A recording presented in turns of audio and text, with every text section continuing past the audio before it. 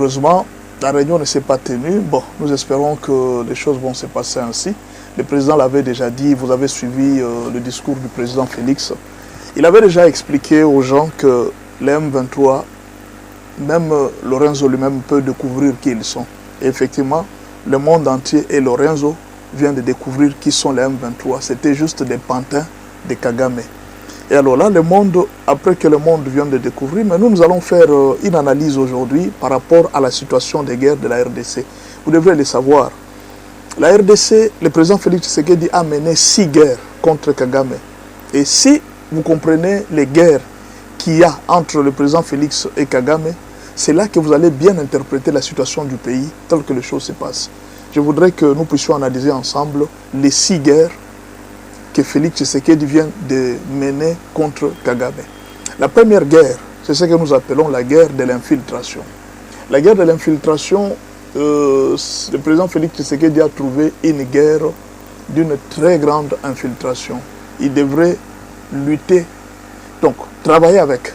Tu as trouvé des soldats du Rwanda qui étaient dans l'armée. Qu'est-ce que tu vas faire? Tu travailles avec eux, des généraux non instruits qui sont entrés par les brassages. Ils n'ont pas suivi l'instruction militaire comme il se doit, mais ces gens étaient obligés d'être là au nom de la paix, au nom de ne pas léser le Rwanda. Le président Félix Tshisekedi était. Et alors, cette guerre a été terrible. Quand M. Jean-Pierre Bemba était ministre de la Défense, il n'a pas pu terminer cette guerre. Il fallait de plus en plus faire sortir des chaînes de commandement tous ceux qui étaient sous le contrôle de Kagame. Et ces gens sont même, jusqu'au moment où je parle, ils sont dans l'armée. Et nous avons connu beaucoup de revers au niveau de l'armée à cause de ce genre. Vous voyez. Et c'est une guerre que le président Félix avait. Il devrait mener cette première guerre.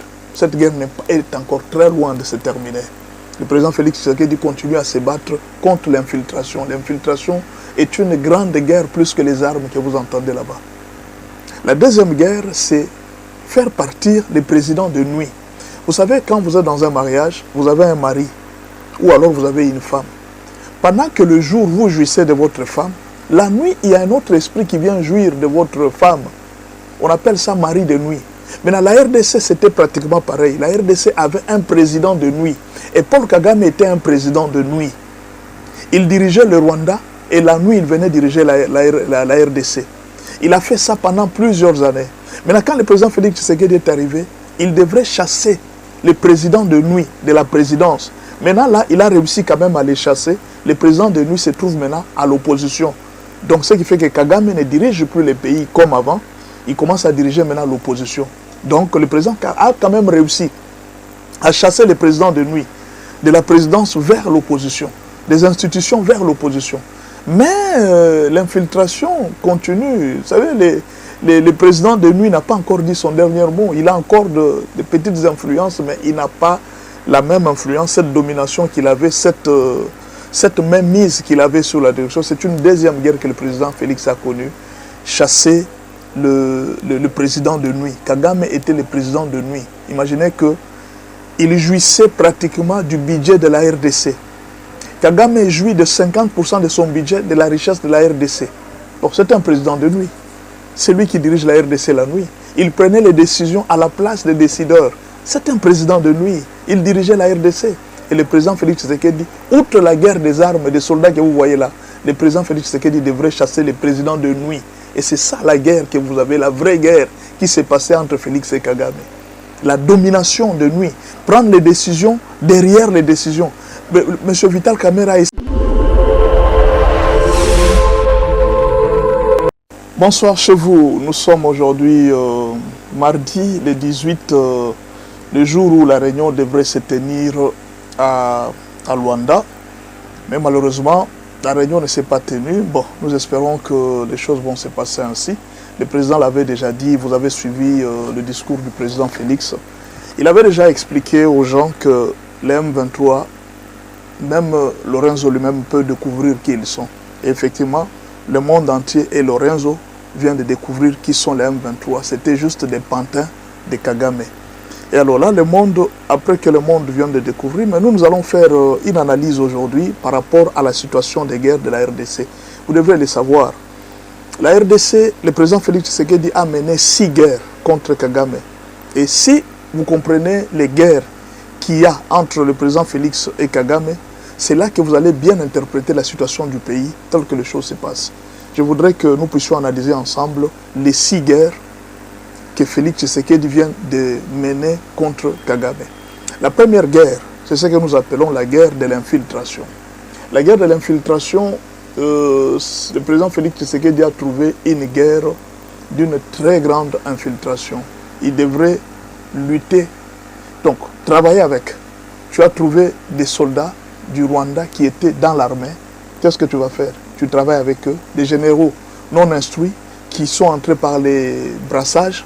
Ils n'ont pas suivi l'instruction militaire comme il se doit, mais ces gens étaient obligés d'être là au nom de la paix, au nom de ne pas léser le Rwanda. Le président Félix Tshisekedi était. Et alors, cette guerre a été terrible. Quand M. Jean-Pierre Bemba était ministre de la Défense, il n'a pas pu terminer cette guerre.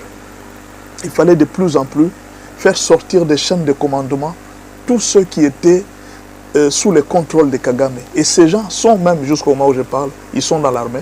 Et nous avons connu beaucoup de revers au niveau de l'armée à cause de ce genre. Vous voyez. Et c'est une guerre que le président Félix avait. Il devrait mener cette première guerre. Cette guerre est encore très loin de se terminer. Le président Félix Tshisekedi continue à se battre contre l'infiltration. L'infiltration est une grande guerre plus que les armes que vous entendez là-bas. La deuxième guerre, c'est faire partir les présidents de nuit. Vous savez, quand vous êtes dans un mariage, vous avez un mari ou alors vous avez une femme. Pendant que le jour, vous jouissez de votre femme, la nuit, il y a un autre esprit qui vient jouir de votre femme. On appelle ça mari de nuit. Maintenant, la RDC, c'était pratiquement pareil. La RDC avait un président de nuit. Et Paul Kagame était un président de nuit. Il dirigeait le Rwanda et la nuit, il venait diriger la RDC. Il a fait ça pendant plusieurs années. Maintenant, quand le président Félix Tshisekedi est arrivé, il devrait chasser le président de nuit de la présidence. Maintenant, là, il a réussi quand même à les chasser. Le président de nuit se trouve maintenant à l'opposition. Donc, ce qui fait que Kagame ne dirige plus les pays comme avant. Il commence à diriger maintenant l'opposition. Donc, le président a quand même réussi à chasser le président de nuit de la présidence vers l'opposition, des institutions vers l'opposition. Mais l'infiltration continue. Vous savez, le président de nuit n'a pas encore dit son dernier mot. Il a encore de petites influences, mais il n'a pas la même influence, cette domination qu'il avait, cette même mise qu'il avait sur la direction. C'est une deuxième guerre que le président Félix a connue. Chasser le président de nuit. Kagame était le président de nuit. Imaginez qu'il jouissait pratiquement du budget de la RDC. Kagame jouit de 50% de son budget de la richesse de la RDC. Bon, c'est un président de nuit. C'est lui qui dirige la RDC la nuit. Il prenait les décisions à la place des décideurs. C'est un président de nuit. Il dirigeait la RDC. Et le président Félix Tshisekedi, outre la guerre des armes, des soldats que vous voyez là, le président Félix Tshisekedi devrait chasser les présidents de nuit. Et c'est ça la guerre que vous avez, la vraie guerre qui s'est passée entre Félix et Kagame. La domination de nuit. Prendre les décisions derrière les décisions. M. Vital Kamerhe a essayé de faire ça. Pendant que Kagame faisait la domination, la présidence en nuit. Un jour, Kagame a dit au président Kabila, il dit non mais vous ne pouvez pas faire entrer les soldats rwandais sans consulter le Parlement. Ça lui a créé trop de problèmes parce que tu ne peux pas contester contre Kagame. C'est le président de nuit. On ne peut pas contester contre lui. Mais Félix a dit pas question de président de nuit ici. Nous allons rester avec un seul président, le président de jour. Point barre. Et c'est lui qui est resté le président de jour. Le président de nuit est maintenant dans l'opposition de nuit. Donc il y a l'opposition de jour. Maintenant, l'opposition a un mari de nuit. C'est Kagame qui est mari de nuit de l'opposition. La troisième guerre, c'est ce que nous appelons la guerre militaire.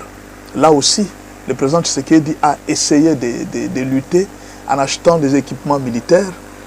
Cette guerre, on ne la gagne pas seulement avec une grande armée. Il faudra veiller à ce que les postes de commandement ne soient plus entre les mains de soldats qui étaient acquis à Kagame. Ou bien les soldats acquis à l'ancien président. Vous voyez? Il fallait faire partir tous ce gens-là.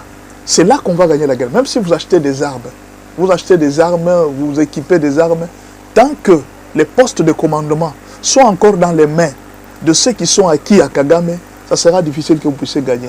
Mais c'est une guerre militaire que nous avons gagnée, que nous avons connue avec beaucoup de difficultés. Jusqu'à là, nous n'avons pas encore réussi à la gagner. Parce que nous sommes en train de faire sortir l'infiltration petit à petit. Et la quatrième guerre, c'est la guerre économique que le président Félix Tshisekedi a menée contre Kagame. Vous avez vu, dès l'entrée du président Félix, il a fait ce qu'on appelle l'état de siège. C'est là qu'a commencé la guerre économique. Aujourd'hui, il a pris d'autres décisions. On ferme l'espace aérien. Il a pris une autre décision. Rwanda n'entrera plus au Congo. Est-ce que vous savez combien de clients congolais qui Rwanda profitaient, qui venaient à Kinshasa, de par le monde? Mais on a coupé ça au Rwanda. Et aujourd'hui, on a fermé l'espace aérien. Rwanda a encore perdu. Vous voyez, ça c'était aussi une guerre économique. En fermant le coltan, c'est ce qui a même poussé Kagame à commencer avec la guerre du M23, parce que la guerre économique pour lui, il parle même de la guerre existentielle, pas de FDLR. Pas de FDLR. Ce sont les coltans qui sont pour lui la guerre existentielle. Mais alors c'est une guerre économique que le président Félix a menée. Vous comptez déjà la première guerre, il devrait faire partir les présidents de nuit. Deuxième guerre, il devrait combattre l'infiltration. Troisième guerre, c'était la guerre économique. Et quatrième guerre, c'était la guerre militaire que le président Félix Tshisekedi devait mener. Maintenant, il y avait une cinquième guerre. La cinquième guerre, c'est la représentation internationale. En fait, le Rwanda représentait les Congo partout. Je ne sais pas si vous avez suivi dernièrement le président Trump. Il a dit quelque chose. Qu'est-ce que le président Trump a dit? Il dit que les Congolais ont libéré des prisonniers. Et les prisonniers, on les a envoyés ici aux États-Unis et ces gens commencent à commettre des crimes. Essayez un peu d'analyser. Comment est-ce qu'un président de haut niveau, le président Trump, peut se tromper jusqu'à ce niveau-là? Est-ce qu'au Congo, on a déjà libéré des prisonniers qu'on envoie aux États-Unis? Ça ne s'est jamais fait. Mais vous ne vous posez pas aussi la question. Mais Trump n'est pas fou pour dire ça. Pourquoi? Qu'est-ce qui a poussé Trump à dire ça? C'est justement ça le problème. La représentation internationale du Congo était faite par les Rwandais. Ils prenaient des bourses congolais, ils nous ont pris l'identité, ils ont pris tout de la RDC. Ce qui fait qu'il y a beaucoup de Rwandais qui sont au Canada, qui sont en France, qui ont des passeports congolais. Parce qu'en réalité, ce sont eux qui dirigeaient les pays. Ils nous ont même pris l'identité. Il y a beaucoup de Rwandais qui font des crimes. Et quand on regarde leur passeport, ce sont des Congolais. Mais alors tout ça, ça tombe dans les mains des Congolais qui n'ont jamais été aux États-Unis, qui n'ont jamais profité de certaines bourses. Et ce sont les Rwandais qui ont profité. La représentation internationale a été même au niveau des institutions internationales. La RDC n'avait plus de parole. Tout ce que la RDC pouvait dire, les Rwandais fermaient la bouche de la RDC. Et c'est les Rwandais qui parlaient pour la RDC, au niveau des institutions internationales, au niveau de la diplomatie, partout, c'est les Rwandais qui représentaient la RDC. Ce qui fait que la RDC n'avait même pas de pions dans les institutions internationales. La RDC était bloquée. Et le président Félix Tshisekedi a mené une guerre en renversant cette tendance-là, en ravissant tous les postes que les Rwandais avaient occupés au nom de la RDC. Et c'est cette guerre-là que vous avez vue qui a été très rude, juste au niveau international. Et maintenant, là, on appelle ça la guerre diplomatique. Nous l'avons vaincu jusque-là. Et maintenant, là, il y a la sixième et la dernière guerre. C'est la guerre pour la vie du président. Le président Kagame a tenté, il continue à tenter jusque maintenant, à enlever la vie au président de la République, au président Félix. C'est la sixième guerre.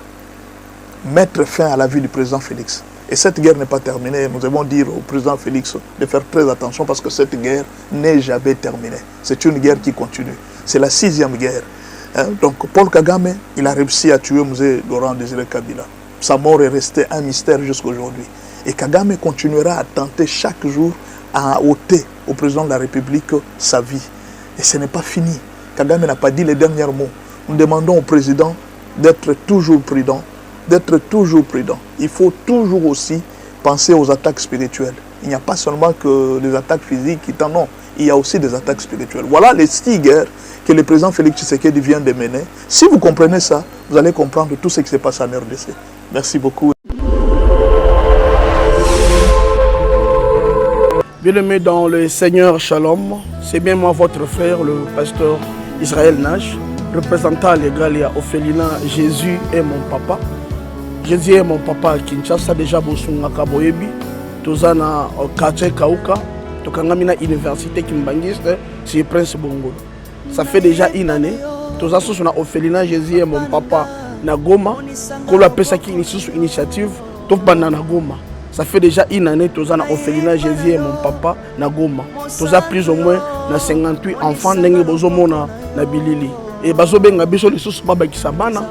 tozoyeba te toa juste na ndako ya 5 chambre tozoyeba te bakovanda wapi bakolala ndenge nini tala bana kutu bazovandela mabele. Il y a vraiment beaucoup de difficultés na Goma précisément na est bisika bitumbi ezali par rapport à la situation ya mboka, par rapport à certaines réalités aux passées na mboka nde nazosenga bandeko nyonso ba vrai patriote nyonso tosunga bana oyo bazokufela baparents na moment ya guerre ezanga ndeko na yo pasteur Israël Nage naza juste simple individu oyo nzambe apesi mosala ya kobokola bana et soki ngai un simple individu nazwi capacité ya kosunga bana oyo combien plus fort l'état nde nasengi na bato nyonso ya motema malamu bato nyonso balingi basunga baofele ya Jésus mon papa Goma ba contacter biso na numéro bozomona numéro na biso za plus 243 89 72 32 229 tozela lisungi ya bato nyonso mpona bana oyo baza na Goma précisément pe ba oyo baza na Kinshasa. Je suis un vrai patriote, tu es un vrai patriote tosalela mboka na biso ata mpona kosunga pe kobokola baorphelin na kombo na Yesu napesi bino mbote pe ciao merci. Jésus est